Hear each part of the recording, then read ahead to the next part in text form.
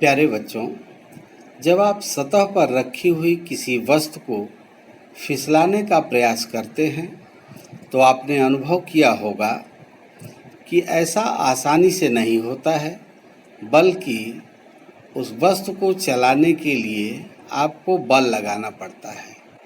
यदि सतह खुरदरी हो तो अधिक बल लगाना पड़ता है, और अगर सतह चिकनी हो तो अपेक्षाकृत कम बल लगाकर ही आप वस्तु को चला पाते हैं। ऐसा घर्षण के कारण होता है। आज के हमारे अध्ययन का विषय भी घर्षण है। वस्तुओं का वह गुण जिसके कारण संपर्क में आने पर वे अपनी सापेक्ष गति का विरोध करती हैं, घर्षण कहलाता है। घर्षण बल, फोर्स ऑफ फ्रिक्शन। जब संपर्क वाली दो वस्तुओं के बीच सापेक्ष गति हो या किसी दिशा में सापेक्ष गति की संभावना हो तो उसकी विपरीत दिशा में एक विरोधी बल कार्य करने लगता है। इस बल को ही घर्षण बल कहते हैं। इसका कारण सतहों की अनियमितता एवं उनके बीच कार्य करने वाले अंतराण्विक बल का होना होता है। घर्षण बल सदैव गति का विरोध करने वाला बल है। घर्षण दो प्रकार का होता है, स्थैतिक घर्षण या स्टैटिक फ्रिक्शन, गतिज घर्षण या काइनेटिक फ्रिक्शन। स्थैतिक घर्षण क्या है? जब किसी वस्तु पर कोई बल आरोपित करके उसे चलाने का प्रयास किया जाता है तो गति प्रारंभ करने से ठीक पहले तक, अर्थात विराम अवस्था में वस्तु पर कार्य करने वाले घर्षण को स्थैतिक घर्षण कहते हैं और इसे Fs से प्रदर्शित करते हैं। सीमांत घर्षण या लिमिटिंग फ्रिक्शन। किसी वस्तु को चलाने के लिए उस पर आरोपित बाह्य बल F बढ़ाया जाए तो स्थैतिक घर्षण का मान भी बढ़ता जाता है। लेकिन एक स्थिति ऐसी आती है जब वस्तु ठीक चलने ही वाली होती है। इस समय उस पर कार्य करने वाले स्थैतिक घर्षण का मान अधिकतम होता है। इस अधिकतम घर्षण को ही सीमांत घर्षण कहा जाता है। स्थैतिक घर्षण स्वतः समायोज्य बल होता है, अर्थात गति प्रारंभ होने से ठीक पहले तक जैसे जैसे आरोपित बल बढ़ाते हैं, स्थैतिक घर्षण का मान भी बढ़ता जाता है और उस परिस्थिति में यह घर्षण Fs पिंड पर आरोपित बल F के ही बराबर बना रहता है, अर्थात स्थैतिक घर्षण सेल्फ एडजस्टिंग फोर्स कहा जाता है। सीमांत घर्षण के नियम। सीमांत घर्षण बल का परिमाण संपर्क तलों की प्रकृति अर्थात उनके चिकनेपन या खुरदुरेपन पर ही निर्भर करता है, वस्तु के आकार अथवा क्षेत्रफल पर निर्भर नहीं करता। यह संपर्क तलों की स्पर्श रेखा में एवं गति अथवा संभावित गति की विपरीत दिशा में कार्य करता है तथा सीमांत घर्षण बल Fs अभिलंब प्रतिक्रिया R के अनुक्रमानुपाती होता है। अतः Fs प्रोपोर्शनल टू R या Fs equal to mu S R, जहाँ म्यू एस को स्थैतिक घर्षण गुणांक कहा जाता है। इस प्रकार घर्षण का चरम मान अर्थात सीमांत मान म्यू एस आर के बराबर होता है। लेकिन सीमांत घर्षण से पहले की अवस्था में घर्षण का मान सीमांत घर्षण से कम एवं आरोपित बल के बराबर ही बना रहता है। अतः सीमांत घर्षण से पूर्व की अवस्था में Fs less than mu S are. इस प्रकार व्यापक रूप से कहा जा सकता है कि स्थैतिक घर्षण Fs is less R equal to mu S R. घर्षण कोण।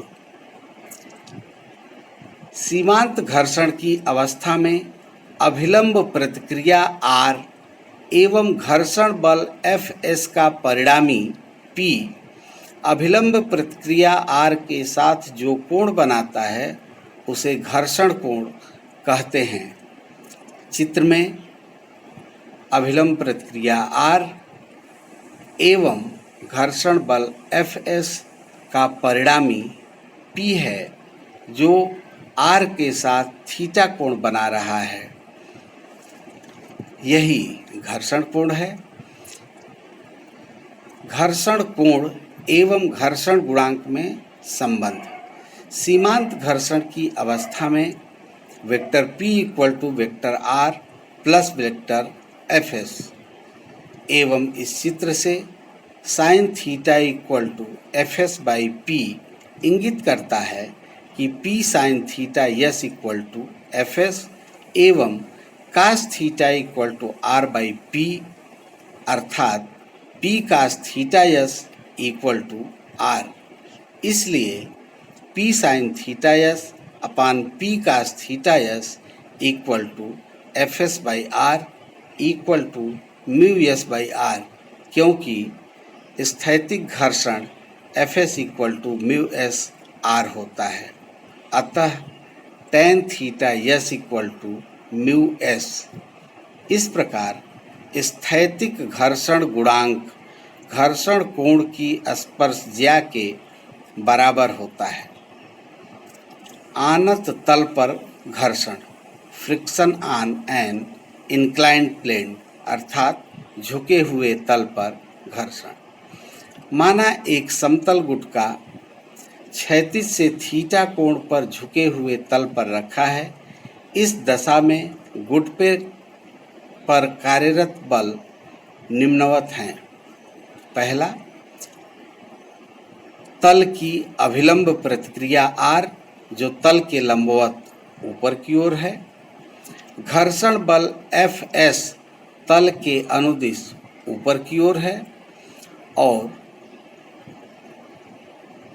पिंड का भार mg ऊर्ध्वाधर नीचे की ओर है।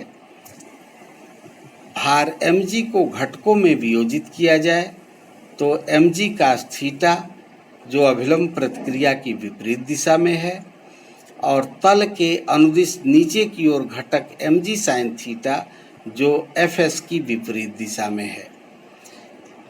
चूंकि गुटका संतुलन की अवस्था में है अतः Fs equal to mg sine theta एवं R बराबर mg कास थीटा होगा।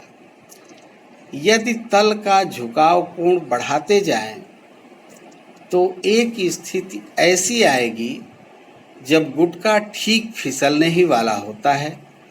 इस समय स्थैतिक घर्षण का मान अधिकतम होता है, अर्थात जब गुटका ठीक फिसलने ही वाला होता है अर्थात सीमांत संतुलन की इस अवस्था में स्थैतिक घर्षण Fs equal to mu S R होगा एवं तल का झुकाव कोण थीटा फाई के बराबर होगा।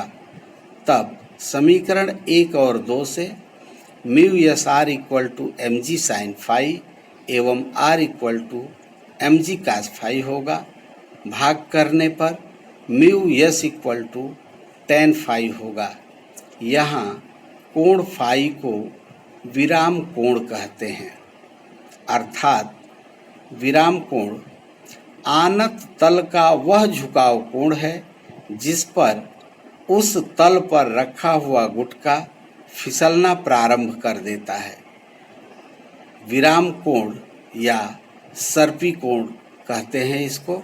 वास्तव में विराम कोण का मान घर्षण कोण के ही बराबर होता है।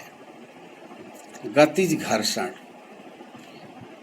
संपर्क वाली दो वस्तुओं के बीच गति की अवस्था में कार्य करने वाले विरोधी बल को गतिज घर्षण कहते हैं।